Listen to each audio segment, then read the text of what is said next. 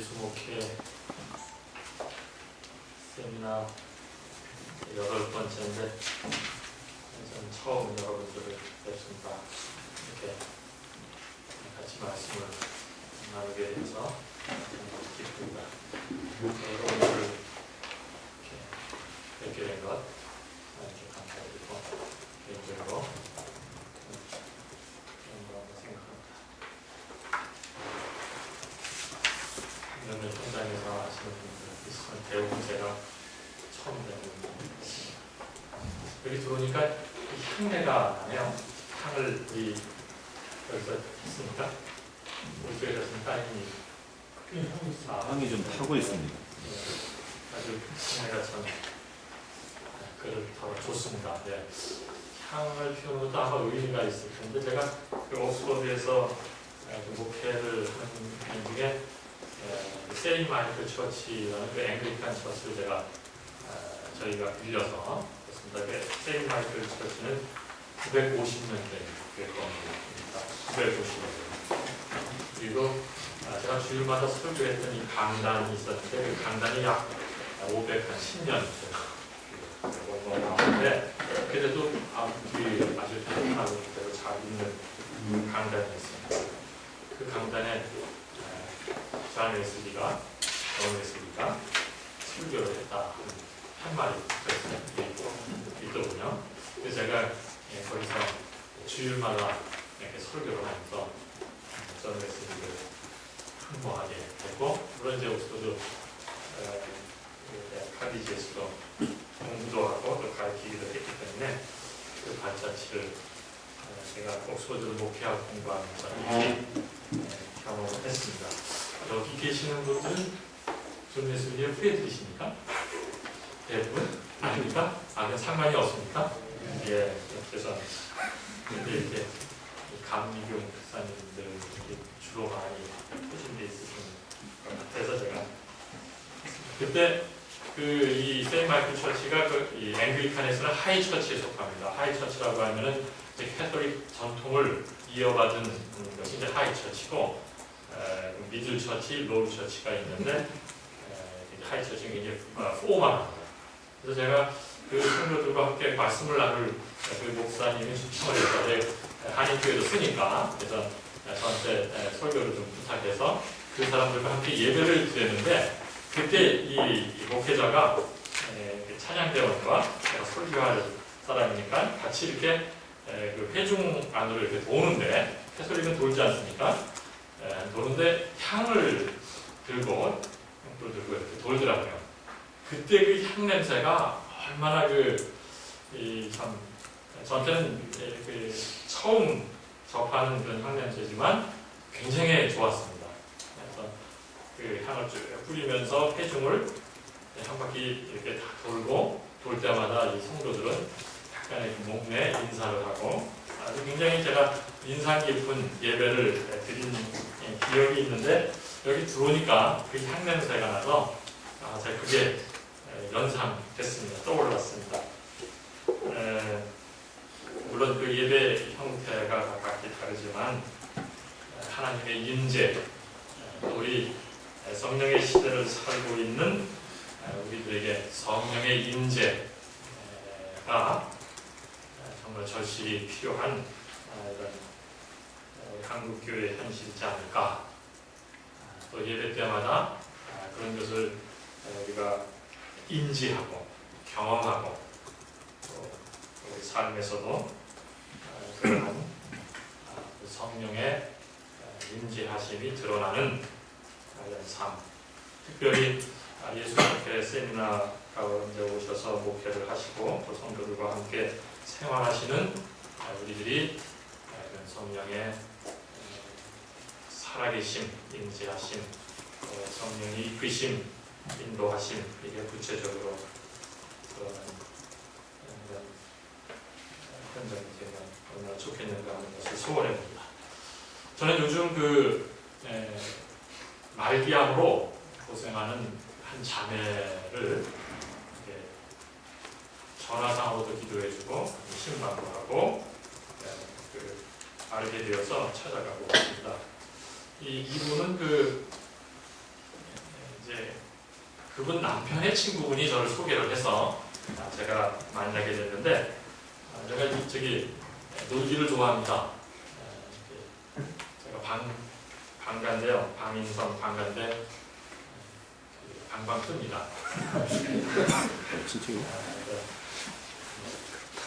좀 주책 없이 방방 뜨기도 해서 이상하게 보는 사람도 있기는 한데 어쨌든 제가 놀기를 좋아하는데 그 중에 제가 테니스를 좋아합니다. 테니스 치시는 분 있으면 은밀하게 잠기기까지 알려가겠습니다. 그래서 테니스를 저희 동네에서 잠깐 제가 레슨을 받으면서 치고 있었는데 제가 테니스 운동할 때야 목사라는 신분을 밝힐 필요가 없지 않겠습니까? 그래서 사람들이 저보고 사장님, 선생님, 또는 잘 보면 이제 교수님 그럽니다. 머리가 삐끗삐끗하니까 저는 그렇게 머리가 나빠서 교수할 그런 건 아닌데 어쨌든 이제 그래서 재미나게 운동을 했었는데 한 3개월 지나고 제가 그만두게 돼서 이제 그 코치랑 또 몇몇 회원들이랑 얘기를 나눴는데 도대체 강사님은 뭘 하십니까? 직업이 뭐십니까? 괜히 직업 알면 다치니까 그런 거 묻지 않는 게 좋습니다. 그랬더니 옆에서 어떤 분이 이분은 대단히 바쁜 분입니다. 그때가 어떤 때였냐면은 촛불 시위가 한창이었을 때입니다. 그러니까 아마 이 사람이 어떻게 내 이름을 듣고 인터넷에서 조사를 했는지 이게 촛불 시위 현장에 자주 등장하는 그 이상한 목사다 이런 걸 알았던 것 같아요. 그래서 이분은 굉장히 바쁘신 분이고 나라를 위해서 걱정을 많이 하시는 분입니다. 하여튼 이게 설명을 하더라고요. 그러고 나서 한 2년이 지났죠. 지났는데 갑자기 전화가 오기를 이분의 친구 부인이 암으로 다 죽어가는데 가서 병문안 할 때마다 이상하게 제 생각이 난다는 거예요. 그래서 제가 꼭 와서 기도도 해주고 그 사람을 위로해 줬으면 좋겠습니다. 라는 그런 부탁입니다.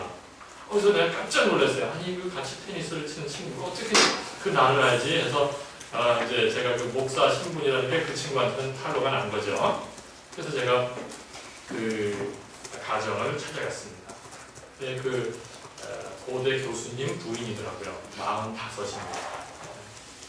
자, 이름을 밝혀도 될 것 같습니다. 그분이 이제 거의 가망이 없습니다. 제가 어제 뵀는데 이명숙 씨라는 혹시 기억나시면 기대해 주시면 좋겠습니다.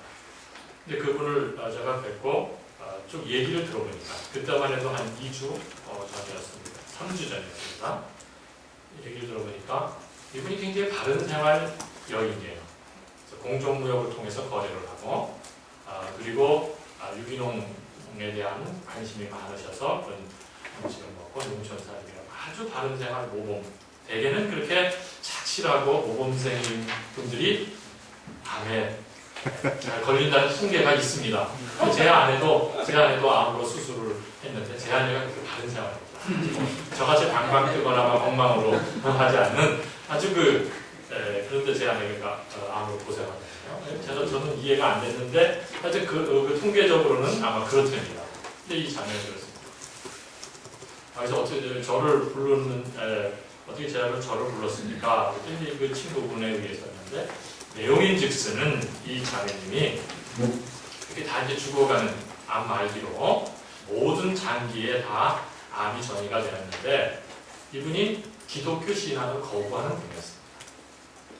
거부하는 이유 2가지, 여러 가지가 있겠지만 2가지를 저한테 얘기하는데 하나는 교회가 자기가 보기엔 이해가 안 됩니다. 교회가 너무 위화감을 주고 동네에서 이렇게 큰 건물로 일요일 되면은 그냥 수천 명, 수만 명씩 몰려들어서 물론 농촌에 있는 교회들은 안 그렇겠지만 그렇고 그래서 이 교회가 하는 것이 자기는 이해가 도저히 되지 않고 그런 위화감을 주고 그래서 자기는 기독교 신앙을 거부한다. 2번째는 자기 주변에 있는 크리스찬들이 너무 이중적 그리고 자신에게도 큰 상처를 준 그런 경험을 앓고 있었던 것 같습니다. 그래서 자신은 기독교 신앙을 거부하는 여인이었습니다. 남편은 모태적 신앙을 가졌지만 이 여인을 만나서 교회를 안 가고 신앙을 다 버리는 그런 분이시더라고요. 저는 이제 그래서 그랬더니 이제 그 옆에 친구 테니스를 가시는데 이분은 좀 다른 목사입니다. 그러면서 이제 저를 그 얘기를 하니까 그래서 이제 저를 소개했어요. 다르긴 뭘 다르겠습니까? 저도 똑같은 우리이죠.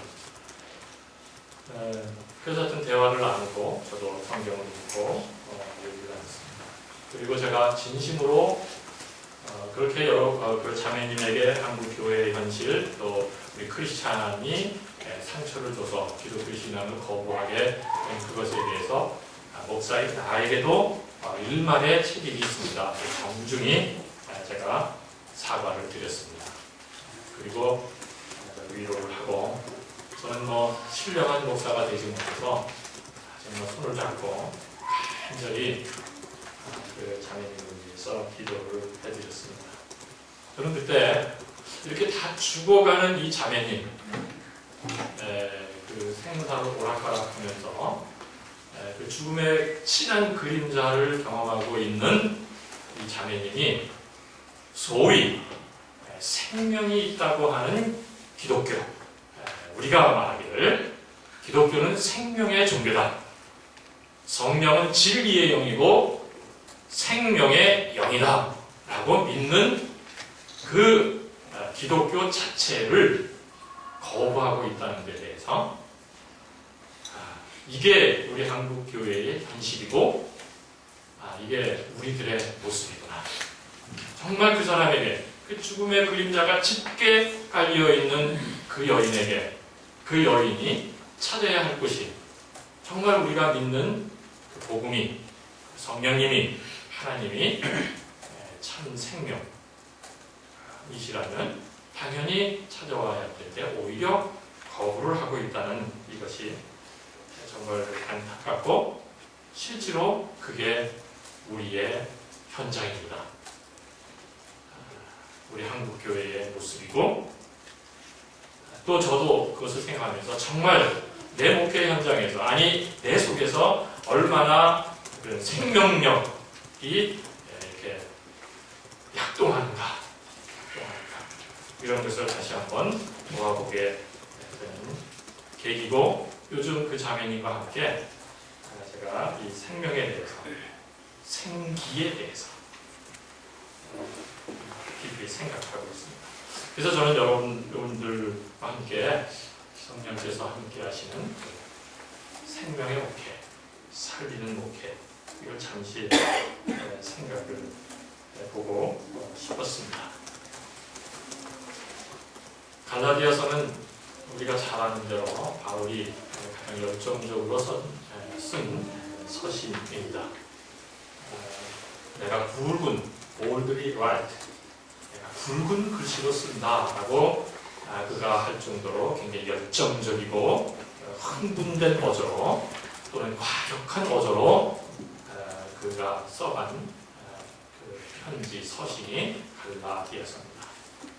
유대교회와 기독교가 함께 있을 수 없는 parting of the way, 갈라질 수밖에 없는 그 시점을 잘 논리적으로 써낸 그런 서신이죠.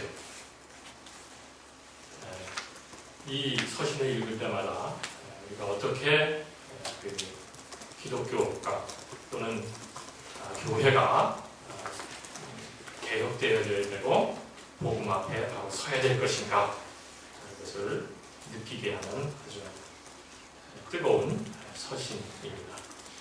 오늘 우리 함께 읽은 이 본문에 있는 것은 성령에 이끌리는 대로 우리가 살고 특별히 또 우리가 목회자라면 목회해야 합니다. 그렇지 않고 육에 이끌리게 되면 온갖 더러운 것들이 드러나게 됩니다. 라고 하는 그런 아주 간단하고도 명료한 그런 말씀입니다. 그 자매님이 한국 교회나 기독교 신앙을 거부하면서도 살겠다고 몸부림치고 있는 그런 현장에 자매님이 보는 그 교회는 사실은 제가 볼 때는 제대로 봤다고 생각합니다. 왜냐하면 우리가 잘 아는 대로 이렇게 교회 저희 그 새해 벽두에 교회 뉴스를 보면 아주 한국에서 가장 엘리트들이 모였다고 하는 교회에 난투극이 벌어지고 부목사가 담임 목사를 폭행을 해가지고 고소받았고, 지금도 그 부목사는 진짜 목사냐 가짜 목사냐 여기에 지금 그 시비에 휘말리고 있고, 또 그 목사가 교인들을 이렇게 돈을 내서 사기 혐의로 고소받고 있는 그런 현장이 한국에서 가장 엘리트라는 또 대통령이 탄생한 그 교회의 모습입니다. 폭력이 나온 것이죠. 폭력. 생명과 반대되는 파괴, 폭력이 있는 것이죠. 그러니 거기에서 무슨 생명의 희망이 있고, 거기에서 어떻게 그 자신의 치유와 회복이 일어날 수 있겠다고 바라보겠습니다. 그 한 교회뿐만이 아니고 제가 이 교회개혁과 교회개혁에 대한 언론에서 몸담고 있어 보니까 정말 별의별 죽음의 어두운 그림자가 짙게 깔려 있는 현장이 교회라는 것을 제가 보게 되고 좀 경험을 하면서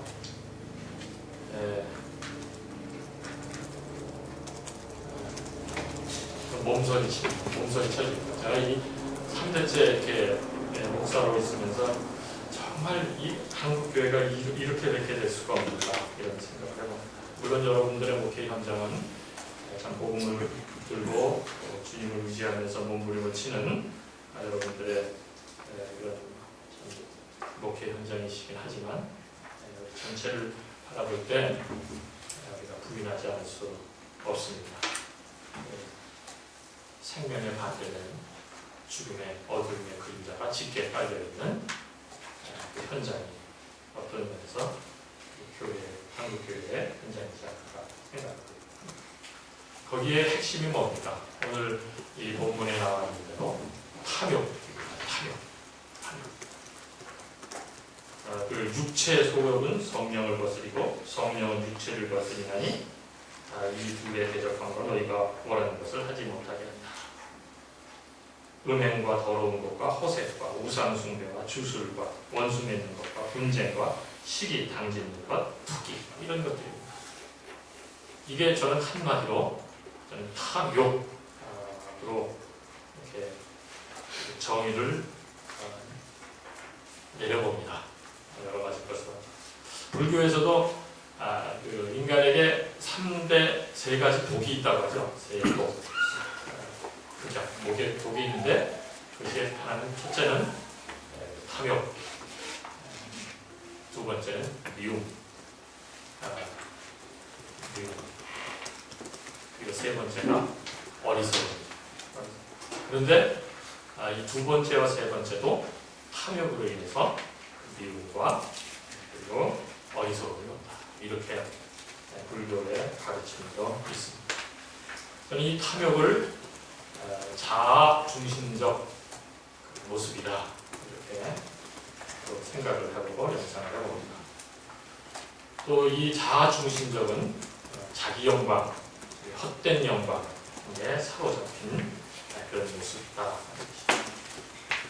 교회가 왜 그렇게 죽음의 그림자가 짙게 깔려져 있고 폭력이 난무하고 생명과 반대되는 그러한 현장이 되어버렸는가? 역시 교인들이 자아중심적이고 그리고 자아중심적인 그 탐욕을 부추기는 그런 것들이 난무하기 때문에 이 교회 현장에서 그 진정한 진리를 향해서 가기보다는 무속적 신앙으로 흘러가 버리게 되고, 그런 교회의 목회자들은 결국 자기 영광을 위해서 교회를 이용하게 되고 성도들을 이용하게 되는 그런 것을 보게 됩니다. 선교를 한다고 하지만 여러분들이 뉴스인주의에 보시면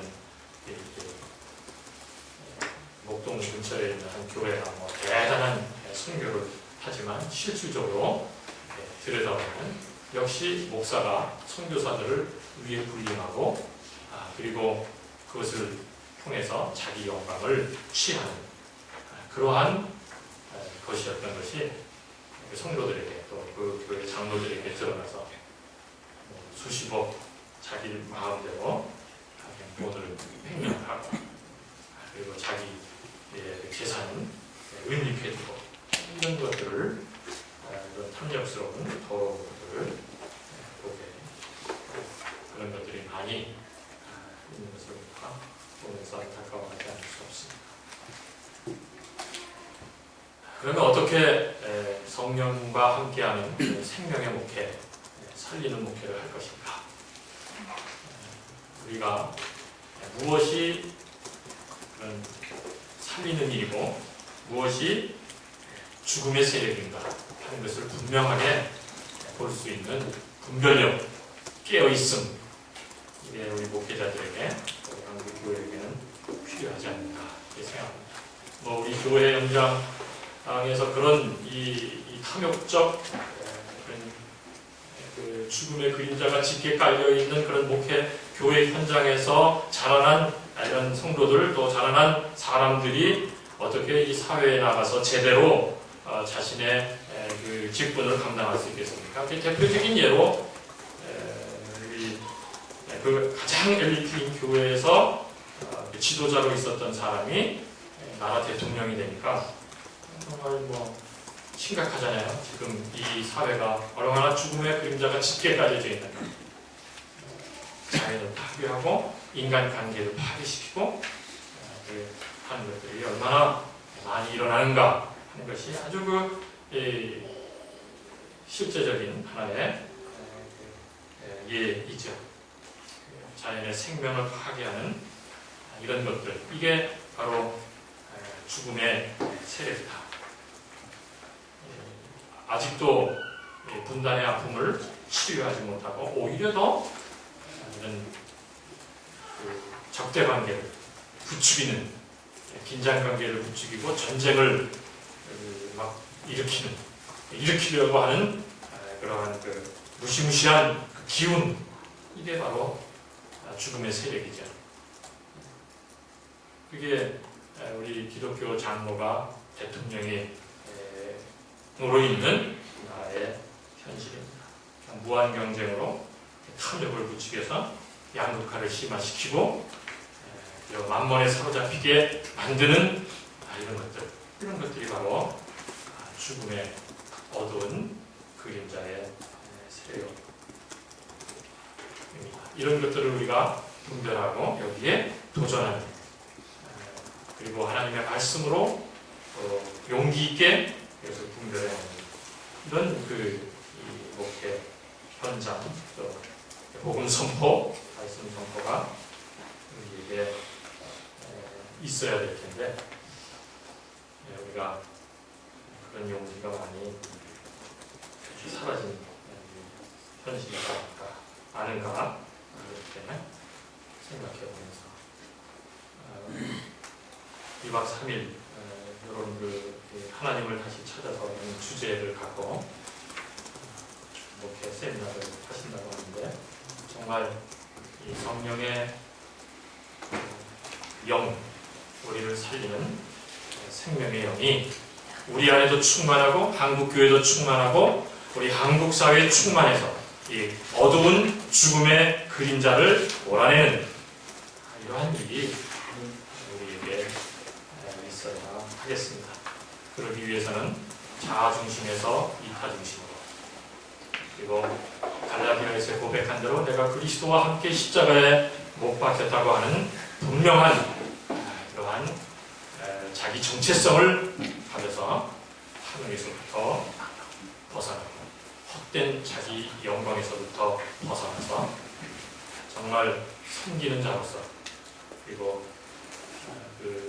진리의 영 앞에 순종하는 그런 자로서 그런 목회를 감당한다면 내 안에도 우리 목회 현장에도 살리는 생명의 영은 살리는 것이고 육은 무익하다고 말씀하신 그 주님의 말씀이 우리 가운데, 우리 교회 가운데, 우리 목회 현장 가운데 일어나지 않을까 이렇게 생각합니다.